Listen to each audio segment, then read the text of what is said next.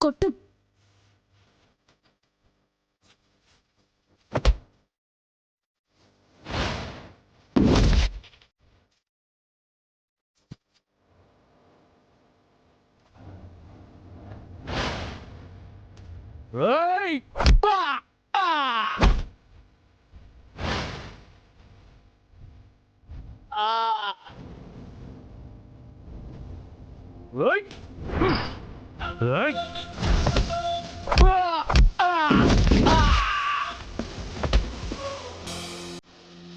రేయ్ అని సంపేయండ్రా. కొట్టు బావా. కొట్టండి రావండి.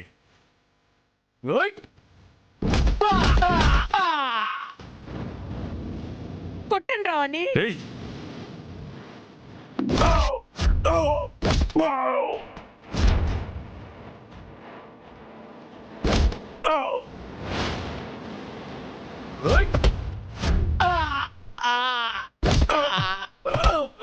అయ్యో అన్నయ్య.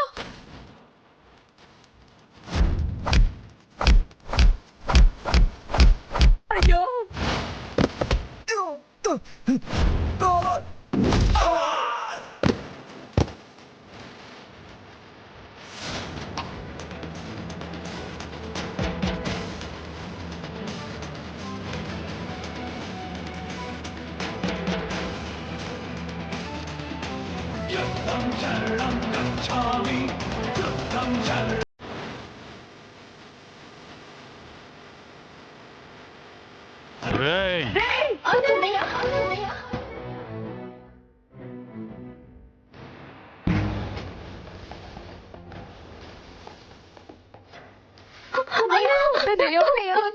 స్నేహితుడివి కావద్దు.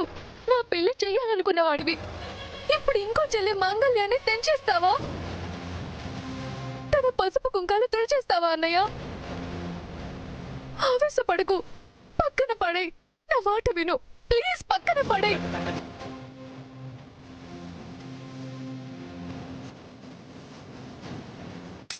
నువ్వెందుకు అడ్డుకుంటున్నావు శ్రీవల్లి? ఎన్ని కుట్రలు కుతంత్రాలు చేశాడు. అలాంటి వాడు బ్రతకూడదు.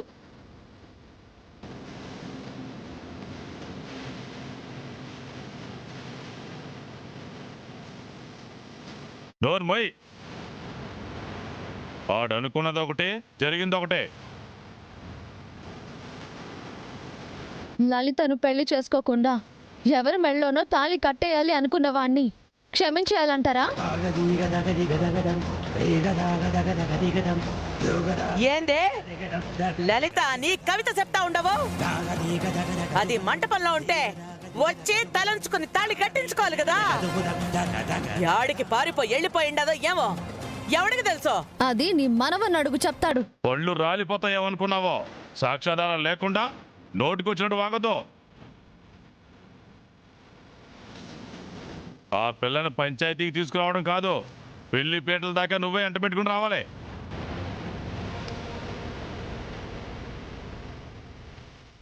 గంగా, ఇలాంటి వాళ్ళ దగ్గర మన అమ్మాయి బలి కాకూడదు. వెళ్ళిపోతాం పదండి.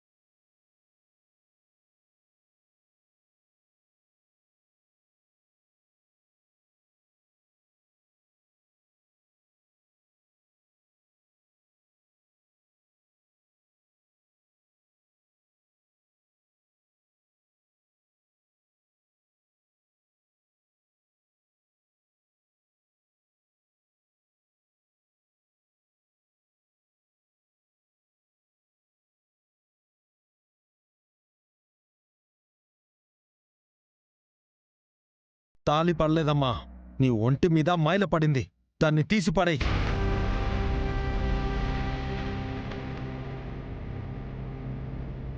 మోసం చేసి నీ మెడలో తాలి కట్టిన ఆ దుర్మార్గుడి గురించి క్షణం కూడా ఆలోచించకుండా, అరక్షణం కూడా ఆలోచించకుండా ఆ తాలిని తీసిపడేమ్మా.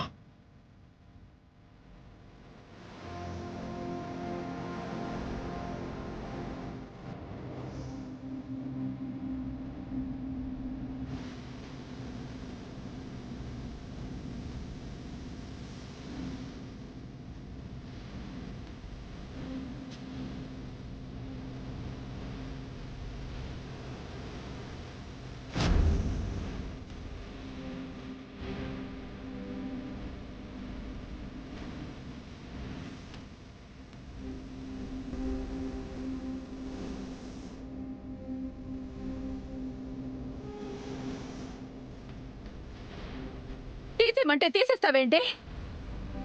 మీ అన్నయ్య చెప్పగానే ఆ పని చేసేస్తావా? అన్నయ్య మాట వినాలి కదా అత్త. వినాలే, కానీ మంచి మాట వినాలి. పసుపు తాడు మెళ్ళో పడ్డాక, ఆడపిల్ల సౌభాగ్యవతిగా మారాక దాన్ని తీసి పారే అనే మాట వినకూడదు నాగవల్లి. ఆ దుర్మార్గుడు కట్టింది తాళే కానప్పుడు ఇది సౌభాగ్యం ఎలా అవుతుంది? నువ్వు తీసేయి నాగవల్లి. చూస్తావేంటన్నయ్య, నువ్వేం మాట్లాడవా? ఏం చెప్పాలమ్మా, ఏం మాట్లాడాలి? అనుకున్నదొకటి, జరిగిందొకటి. జరిగిన సంఘటన ఇంకా నా కళ్ళ ముందు మెదులుతూనే ఉంది. నేనిప్పుడు మళ్ళీ తాగితేనే కానీ మనిషిని కాలేనేమోనని భయంగా ఉంది. నువ్వు తాగుతావో తిరుగుతావో నీ ఇష్టం అన్నయ్య, కానీ ఆడపిల్ల మెళ్ళో ఒక్కసారి తాళి పడితే భర్త బ్రతికున్నంత వరకు అదే గుండెల మీదే ఉండాలి. అయితే నీ కొడుకుని చంపేస్తా.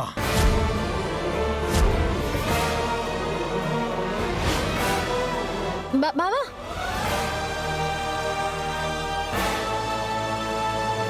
ఆవేశపడకు, ఒక్కసారి స్థిమితంగా ఆలోచించు. శ్రీవల్లి, నువ్వైనా చెప్పు. అన్నయ్య, దయచేసి నా మాట విను. తేరుకోవడానికి కొంచెం సమయం తీసుకో. నాకేం మతి భ్రమించలేదమ్మా, స్పృహలోనే ఉన్నాను. కోమాలో నుంచి బయటపడింది మన కన్న తండ్రి. ఆయనే నీ జీవితం నాశనం కాకూడదని పరుగులు పెట్టుకుంటూ వచ్చాడు.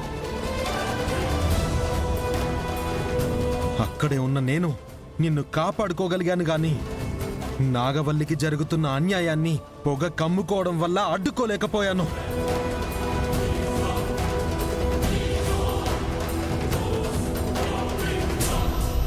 చూసావా గంగా, నువ్వే అంటున్నావు పొగ వల్ల సరిగా కనిపించలేదు అని. నా కొడుకు కూడా అక్కడ నిల్చున్నది నాగవల్లి అనుకోలేదు. నాగవల్లి కాకపోతే శ్రీవల్లి, వాళ్ళిద్దరూ లేకపోతే చిన్నపిల్ల కుముదవల్లి. వాడికి చిన్న పెద్ద ఏమీ తెలీదు, ఆడపిల్ల అయితే చాలు. తాలి కట్టి గుప్పెట్లో పెట్టుకోవాలన్న దుర్బుద్ధి ఉన్నవాణ్ణి బ్రతకనివ్వకూడదు.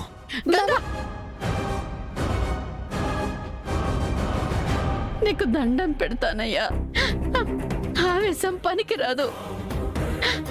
తప్పు ఒప్పు నిదానంగా ఆలోచిస్తే తప్ప ఈ సమస్యకి పరిష్కారం రాదు.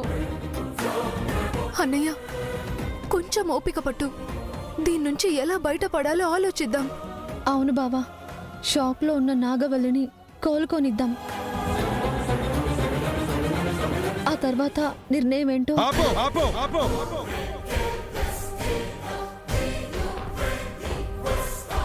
నా నిర్ణయమే నా చెల్లెలి నిర్ణయం. తీయమంటే ఆ తాళిని తీసేస్తుంది. నువ్వు తీసేయమ్మా.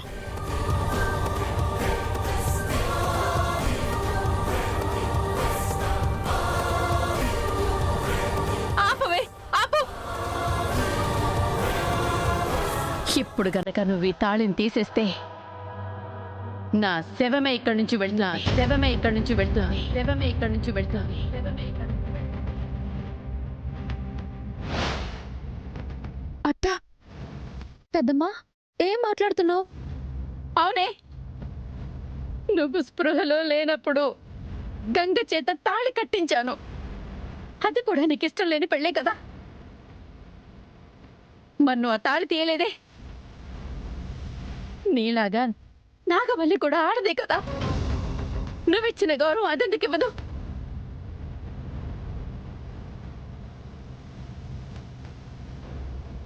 అమ్మ తిరుపతి, నువ్వు ఇలా మాట్లాడి పరిస్థితి ఇంకా ఇంకా దారుణంగా మార్చొద్దు. దయచేసి నువ్వు ఇక్కడి నుంచి వెళ్ళిపో. అన్నయ్య, నా కొడుకు నాగవల్లి నుదుటన బొట్టు పెట్టకపోయినా మెళ్ళో అయితే తాళిబొట్టు కట్టాడు.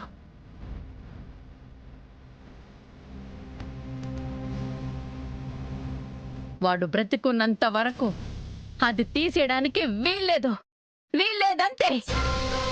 సరిగ్గా చెప్పావత్తా, సరిగ్గా చెప్పావు. నువ్వు చెప్పింది 100% నిజం. ఆ దేవగాడు బతికున్నంత వరకు నా చెల్లెలి మెళ్ళో తాళి తీయకూడదు అంటే వాడు అరగంట కన్నా ఎక్కువ బ్రతకూడదు. ఇప్పుడే వాడి ప్రాణం తీసేస్తాను. నీ చేత్తోనే నా చెల్లెలి మెళ్ళో తాళి తీసేయిస్తాను. గంగా! బావా అన్నయ్య అన్నయ్య గంగా!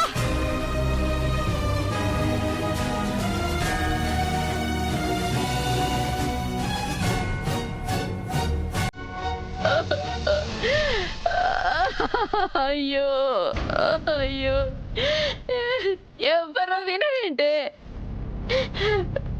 ఇక్కడ నువ్వు తాళి తీసేస్తాను అంటావు, అక్కడేమో వాడు ప్రాణం తీసేస్తాను అంటాడు. ఈ ఘోరం చూడలేక నేను ఇక్కడ చావడమే మేలు. ఏం మాటలమ్మ తిరుపతి ఇవి? అన్నయ్య, అన్నయ్య,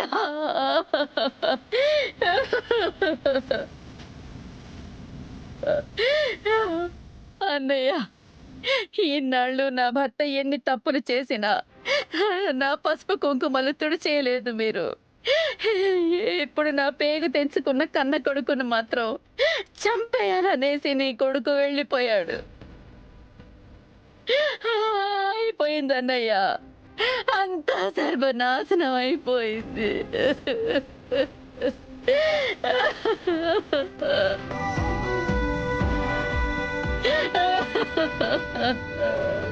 అయ్యో,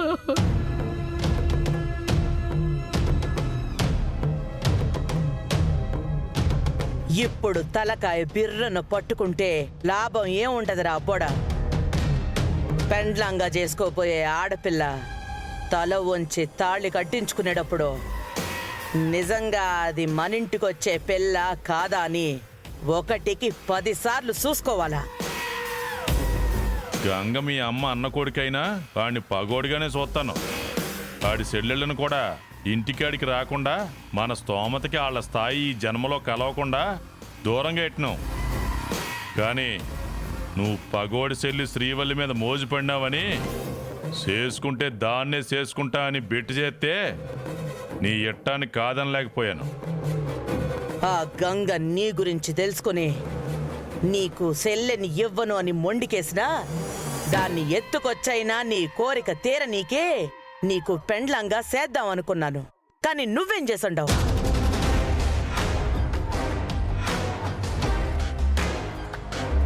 ముక్కు మొహం తెలియని నెల్లూరు పిల్లని ప్రేమించినావు. మోసం చేస్తే చేసావు గాని కడుపు కూడా చేసుండవు.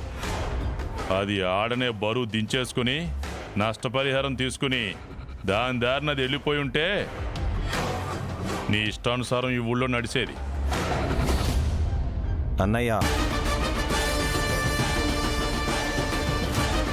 బుద్ధి చెప్పాల్సింది పోయి చెడ్డదారి చూపిస్తారా? ఏందిరా చిన్నాడా, నువ్వా మాకు చెప్పేది? మంచి ఎవరు చెప్పినా తీసుకోవాలమ్మా. బాబాయ్, మా నాన్నమ్మ మాటకి నా గుండెల్లో గుణపం పొడిచినట్టున్నా సైలెంట్గా ఎందుకు భరిస్తున్నానో తెలుసా? జరిగిన పొరపాటుని సరిదిద్దుకునే అవకాశం ఉందేమోనని ఆలోచిస్తున్నాను. నీకు అవకాశం లేదు దేవా. ఇక్కడున్నవి 2 దారులు. ఒకటి నువ్వు చేసిన పనికి కట్టలు తెంచుకున్న కోపంతో కత్తి పట్టుకునొచ్చే గంగకి ఇంటి దారి. 2 నీ ప్రాణం పోతే ఊరవతలున్న శ్మశానానికి దారి. నార్మల్ ఏందిరా ఆ? మన పిల్లోడిని వెనకేసుకు రాకుండా అమ్మగా బెదిరిస్తా ఉండవా? గోవింద్ కూతురు శివపార్వతి పంచాయతీకి గనక సాక్ష్యాధారాలు తీసుకురాకపోయి ఉంటే లలిత తనకు జరిగిన అన్యాయాన్ని నిరూపించుకోలేక నిందల్ని మోయలేక ఊరేసుకుని పోయేది, లేదంటే ఊరు దాటెళ్ళేది. బాబాయ్, శివని నా చెల్లెలుగానే చూస్తున్నాను కాబట్టి తనని ఏమీ అనలేకపోయాను. ఒక పోలీస్ ఉద్యోగం చేస్తూ నువ్వే ఇలా మోసం చేస్తే ఇంకెవరు నమ్ముతారు? ఆడు శ్రీవల్లి మీద మనసు పడ్డాడ్రా. దాని మెళ్ళో తాళి కట్టకుండా నాగవల్లి మెళ్ళో తాళి కట్టుండాడు. ప్లాన్ ఏ ఫ్లాప్ అయితే ప్లాన్ బి సక్సెస్ అవ్వాలనేసి ఫంక్షన్ హాల్ అంతా పొగ కమ్మేలా చేశాను.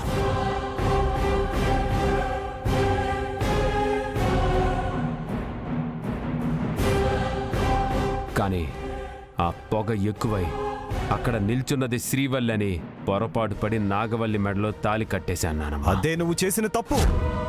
గంగ దృష్టిలో అది పాపం. ఎప్పటికప్పుడు పాపాలని కడిగేసుకునే గంగ ఈసారి నీ రక్తంతో కడిగేయచ్చు దేవా. నోరు మూసుకో గోవిందో, సచ్చు సలహాలు ఇవ్వద్దు. గంగా నీ కొడుకుని బతకనివ్వడన్నయ్యా. నీ మంచి కోరి చెప్తున్నాను, కొన్నాళ్ళు ఊరు వదిలి పారిపోతే మంచిదే. నార్మల్ నువ్వు నాకు పుట్టినావా లేక ఇంకెవరికైనా పుట్టుండావా? పిరికొన్ని మాటలు మాట్లాడబాక.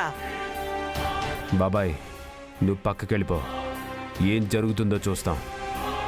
వదిన ఇంట్లో లేదు. తను ఇంటికొచ్చాక నిన్ను ప్రాణాలతో చూడాలనుకుంటున్నాను. ఆ లలితం చేసుకున్నా అది ఇక్కడే బతికేది. నువ్వు గంగ చెల్లెలను చేసుకున్నావు కాబట్టి వాడు నిన్ను చంపేస్తాడని గోవింద్ చెప్పడంలో కూడా అర్థం ఉంది. ఆడి ప్రాణాలు తీయాలి అనుకుంటే పెళ్లి మండపంలోనే తీసుండేవాళ్ళం కదరా పెద్దోడా. పులి వెనకడుగేసిందంటే వదిలేసిందని కాదమ్మా, ప్రాణం తీయడానికి సిద్ధంగా ఉందని.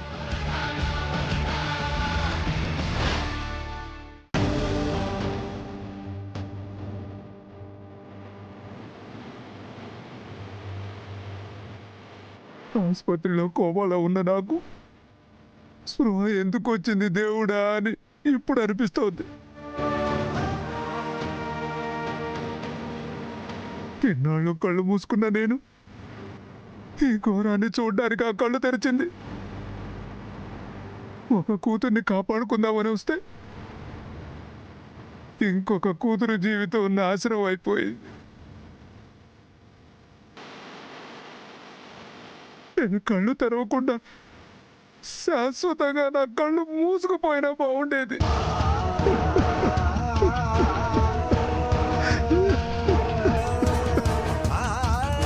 మావయ్య, పెద్ద మనిషిగా ధైర్యం చెప్పకుండా నువ్వే అలా ఏడిస్తే ఎలా చెప్పు? ధైర్యం పోయింది శివ. నా కొడుకు మీ అన్నను చంపడానికి వెళ్ళాడు. ఆడు చేయలేకపోతే ఎట్టా బతకాలో తెలియని భయమే కదా మాకు మిగిలింది.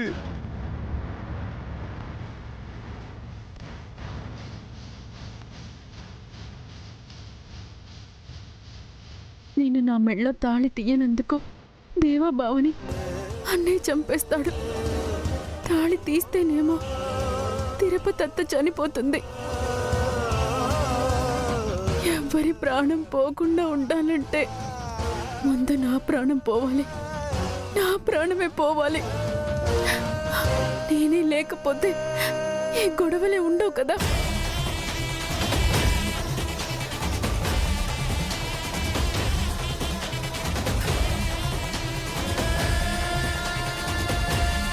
నాగవల్లి, నాగవల్లి!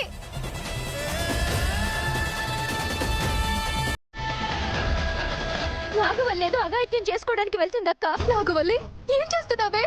నాగవల్లి!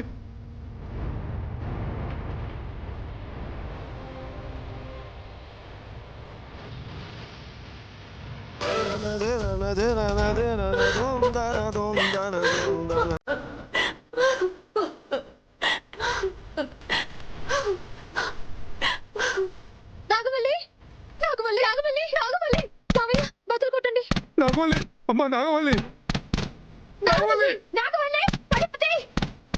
అక్క, తలుపు తీయక్క. ఏం చేస్తున్నావే?